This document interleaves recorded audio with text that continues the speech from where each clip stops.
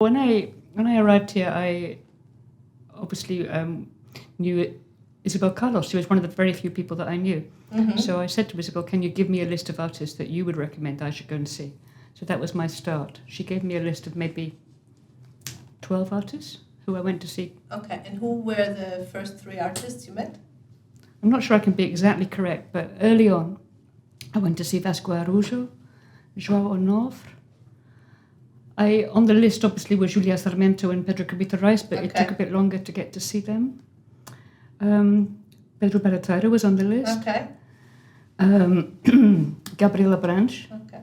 In my own research, especially for me, there's a kind of comparison with a big project I did in Ireland.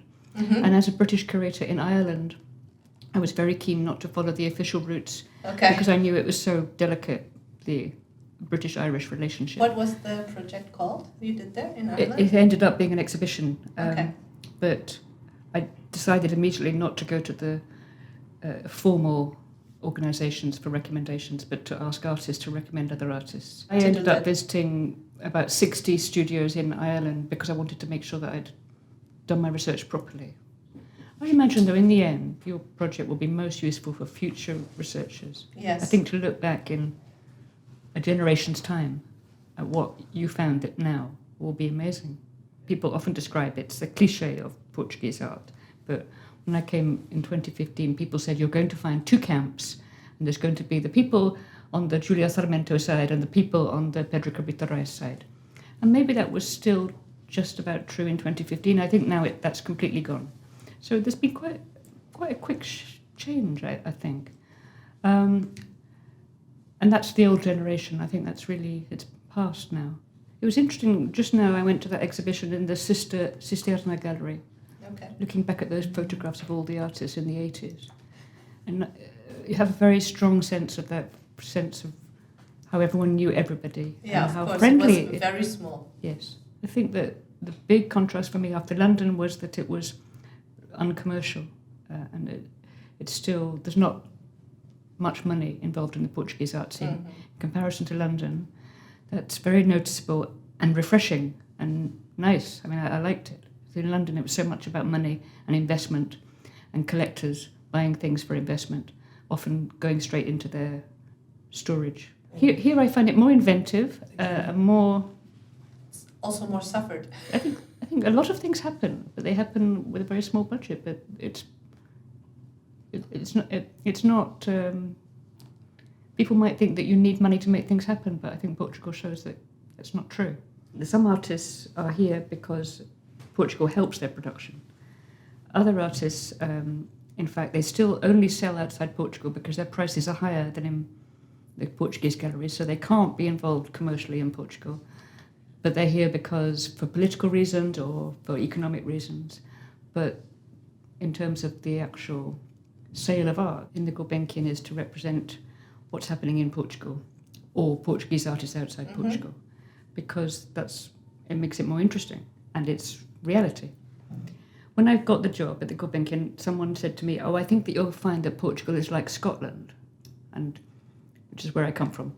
And I thought that was a stupid thing to say, and now I realise more that there's quite a lot of truth in that in terms of the scale and the lack of commercial investment and the lack of big infrastructure. So it's much more about artists making things happen, and it's more possible. And most of my life I've worked outside the centre. I've worked mostly in North England rather than in London, and I do agree that you can be more experimental. I know that it's not so easy. If you're an artist, you still want to sell. Of course. And you want to sell at a decent price. So it's easy for me to say, it's also interesting and lots of things are happening, but that's not enough for an artist. Make it more professional as a whole, because the modern collection began in a haphazard, ad hoc way, essentially as acts of charity, because the Gulbenkian was buying works from people they thought were worthy, who had scholarships, or very often there were political connections and people would give things because they were getting old or they were leaving their house, or can you take these sculptures? So far too many things came in for the wrong reasons, because it wasn't a real collection. In the beginning there was no building and there was no director and there was no curator and no proper acquisition strategy. So I've just tried to introduce kind of more international norms into how do we understand a collection, but also to think about what is a modern collection, because in fact the collection begins properly in the post-war, I would say post-war, you wouldn't say post-war in Portugal, that's something else I've learned, 50s and 60s We had no onwards. war, yeah.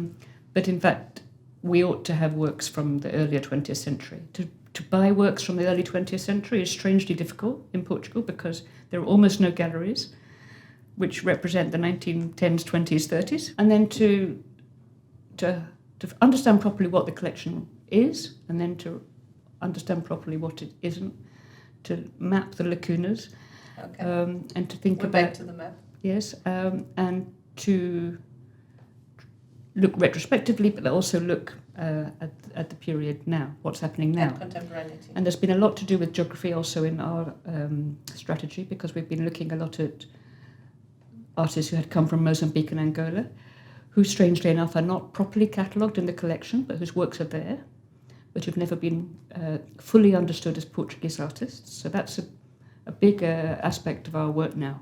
And the whole movement of decolonising the collection is something, in fact, which surprisingly we can be part of too in the Gulbenkian Modern Collection. We can think about, well, what is it to be a Portuguese artist? And why is it that an artist who was born in Mozambique doesn't get into the register of the modern collection? It's bound up with the whole idea of trying to make a proper museum, to show the modern collection in permanence, to keep it up to date, to rotate it, and to try and bring people to come and see the museum, because there's no culture of that. People go to see changing exhibitions, but not to go and see a museum. And that's what I'd like to try and achieve with the modern collection. That is very challenging, especially because lots of people didn't approve of the conjunction of the two collections, because they want to see more changing exhibitions.